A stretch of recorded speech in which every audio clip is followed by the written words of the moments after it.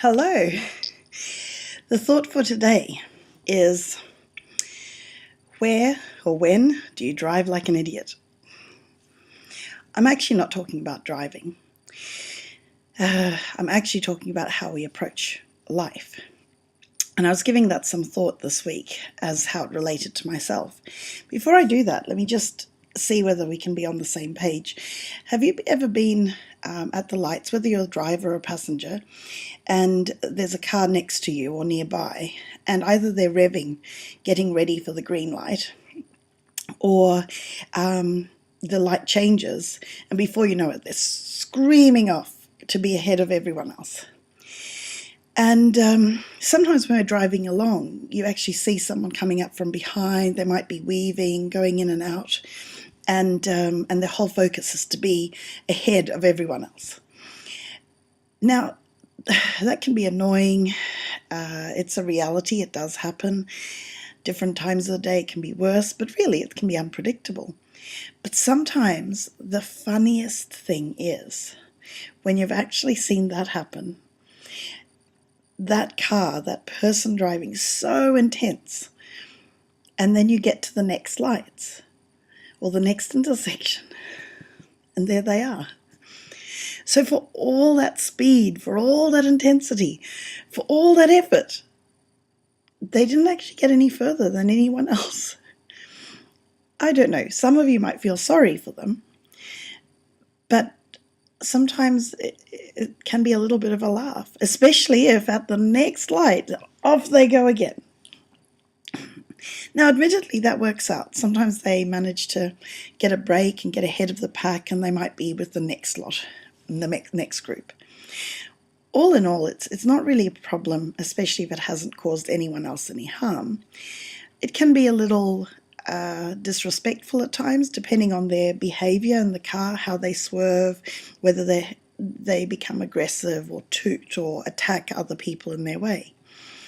But all in all, if they're basically going about their business, yeah, it's a bit of a shame, or it might be just some entertainment for the day. But how does this relate to me, or the point of the day? Well, I have an admission to make. I've probably just come to realize recently that I actually may be like one of those idiot drivers. Not as a driver. As my daughter will often say, I tend to go at a very steady pace, and it can be a little bit boring, and it could be a little faster at times. So it's not my driving that I might take that approach with. But it may be that in my life, I have actually taken that approach when it comes to wanting to get ahead and move on something related to me.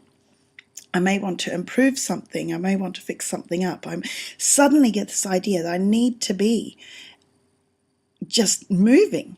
Now, it's nothing to do with the rest of the traffic. It's nothing to do with the rest of the people around me. It's just suddenly something is urgent to me. So no doubt, just like those drivers, there's a reason for that urgency.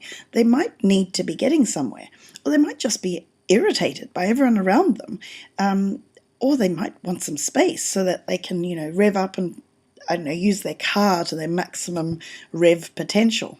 As you can tell, I'm no car expert. But I was thinking about and going, well, in life, how often have I done that, where I've just gone, oh, I really need to move ahead on that, and then that's all I want to do. And then it's not people that are in the way necessarily, it's just my life happenings that become my red lights or the cars in the way. So, for example, I might want to get a video together. I might have a point that I want to put into a blog or a video or to write down somewhere. And, I might keep getting to my computer trying to do something, but there's jobs to do in the day. Or there's my, nearly 2-year-old who she needs her own time and attention, and or just lunch. There's tasks to do around the house. There's also other jobs and projects. If I'm preparing for a business support session or emotional health session with a client. There's other work that comes. In actual fact, I don't mind most of my work interruptions, but I can mind my day-to-day life interruptions. It can frustrate me that it comes to dinner time and I'm like, oh, I just want to be doing some work because I love my work. So it means that a lot of the day-to-day things and the really practical parts of life, such as doing laundry and looking after children and even sometimes talking with people, can be a little bit like having interruptions in the way, or even having a red light in my day where I have to stop, where I have no choice.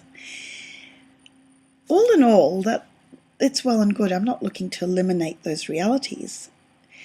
But I'm thinking, how different would it be that I didn't have the build-up and the tension and the frustration that I'm sure those drivers experience when they're sitting there waiting for the light to change.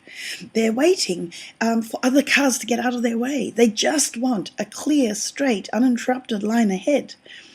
And that frustration, the edge, the anxiety, the tension, that would make a difference. Whereas here I am, if I'm in the car and I'm just toddling along, I'm watching the car. I think it's quite amusing. I see them at the light next to me despite all that angst. Well, what about in my life if I was to just take a page out of my calm driving book, or as my daughter would say, my more boring driving book, and actually just take things as they come? Sure, I could still have a direction and a purpose and a focus. I may not take any rest breaks as such, or I might not stop at a drive-through. I'll still continue on my way. But do I have to do it with the intensity and the